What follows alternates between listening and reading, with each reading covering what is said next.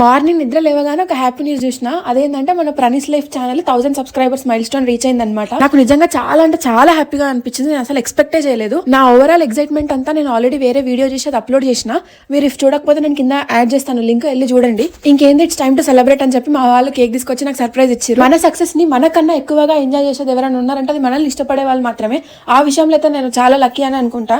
నా రిలేటివ్స్ కానీ friends colleagues చాలా మంది వచ్చి నాకు విష్ చేసారు. అసలు నేను ఎవరికి చెప్పలేదు, బట్ వాళ్ళంతా వాళ్ళు చూసి మరీ వచ్చి ప్రణీత 1000 సబ్స్క్రైబర్స్ అయ్యారు, పార్టీ లేదా అని చెప్పి అడిగారు.